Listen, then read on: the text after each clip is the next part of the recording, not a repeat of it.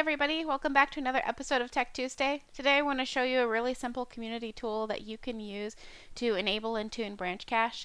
It's a configuration item that you'll import into ConfigMgr and then create a configuration baseline. This is really the best way to be setting up BranchCache these days. It really accounts for all the common misconfigurations or ways that you could run into problems with BranchCache. It'll check and see if things are set up correctly, and if it's not, it can also remediate it for you. So let's get started. I'm on the 2-Pint Software Downloads library, and I'm going to download the configuration item, Enable and Tune BranchCache. The date on it is August 24, so that's how you know you have the right one. And fun trivia, August 24 is my birthday, so thank you very much for the birthday gift.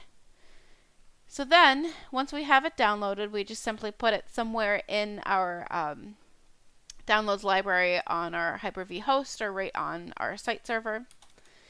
I've already downloaded it, so I'm at the point where I want to import it. So you would go to your ConfigMgr console in Compliance Settings and go to Configuration Items. I already have it imported, but if you haven't imported a configuration item before, this is what you do. You just navigate to where you have it downloaded. So I originally put it in my sources directory. I already have a folder created for any baselines that I might want to import. Then I would just select this cab file. That's really all I need to do to get going. But since I already have it imported, we'll just move right along. Let's take a look at what it does. So if you go into settings, there are 2 scripts that run, and there's one for a BranchCache size. That's not what we're interested in right now. We really want to know, what does this script do? So we click on Edit. So we have a discovery script that runs. This is just what runs to make sure that everything's okay. So as it says right here, checks that it's using the right port and that the service is running. So a specific port, TTL value, the correct caching mode. So we want it to be in distributed caching rather than hosted cache. And we want to check to make sure that it's serving peers on battery, that capability is set because this is a modern environment. So you want like modern devices such as a Surface device or something with a fairly large battery to be able to serve content to peers as long as it's at a certain battery level. And it also makes sure that this service is set to auto start, which is very important to have it running, enabled and running as soon as Windows starts. If any of the checks fail, then you'll get a non-compliance report, and then you can also run a remediation. And the remediation script looks like this. So if you have the wrong port, which is super common, a lot of times people will enable BranchCache and then leave it at port 80. The problem with that is that other common things use port 80, such as Skype. So if that's running, then BranchCache is not going to be happy. And then again, it'll check for the correct mode, distributed rather than hosted. It'll also change a few other things. Another common thing that I see is that the BranchCache service might be working, but it might be delayed, or it might actually be disabled for whatever reason. And it also does some configuration on the firewall.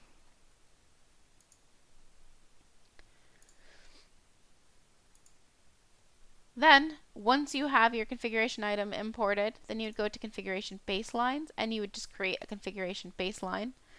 You would click on Add, Configuration Items. We already have our BranchCache tuner imported, so I'm not going to import it now. And we're just going to take a look at this guy. So when it imports, status is automatically enabled. You can set it to disabled if you want. I just enabled it here. I typically disable stuff until I'm ready to use it, but now I have it enabled for the video. And then I went ahead and deployed it to a collection. So we can take a look at the properties of the deployment, because this is the other important thing that you need to get going. So I've deployed it to my Chicago device collection, and I did tick on remediate. So then it's going to be looking through all of my devices and seeing, hey, is BranchCache set up according to these parameters? And if not, we're going to go ahead and remediate it. Since this is a lab, I don't really care about maintenance windows. You really need to decide for yourself if you're going to tick this box. I'm of the YOLO persuasion. I'm definitely the kind of person that will deploy something to all systems or do a reboot outside of maintenance windows because I just don't care. You decide for yourself if you care or not. That's that. Another really cool thing that I came across when I was helping a customer in their environment, we're troubleshooting why BranchCache wasn't working. It was just a simple, hey, I'm not really seeing the BranchCache stats that I want to see. It doesn't really look like BranchCache is working that well in my environment.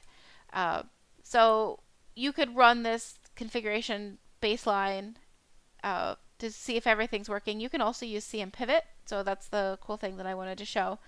You would just right click a collection. I actually ran this against all systems, and I have this presaged here.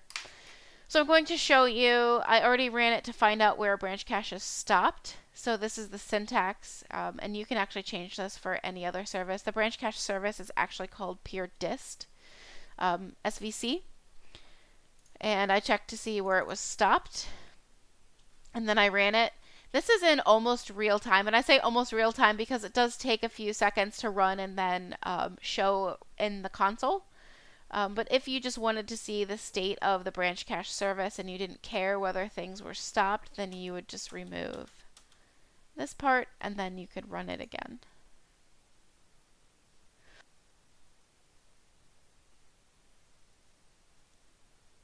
So I ran this query. It took about 15 seconds for the first 9 to show up and then another 6 or 7 seconds to show some more. But as you can see, I have a lot of running, but if we looked at what we wanted, how we wanted things to look based on the configuration item, I do need to run this in other collections. Because outside of my Chicago collections, I can see that the service is actually set to manual, and this is in my Stockholm device collection, these devices. This guy is a Chicago device, so the service is set to automatic and it is running. Set to manual, so again over in Stockholm. So I do have some work that I need to do, and this is where I could then run my configuration baseline and make sure that everything was changed to how I wanted it to be, because it would obviously fail the original check of how is BranchCache configured, and then the remediation will run. So that's a brief walkthrough of our configuration item for the BranchCache enabler and tuner. Make sure you watch every Tuesday for a new tech video. You can follow me on Twitter at @arwoodmark. You can follow 2 Point Software at 2 Point Software on Twitter. And I'll see you next time. Thanks for watching.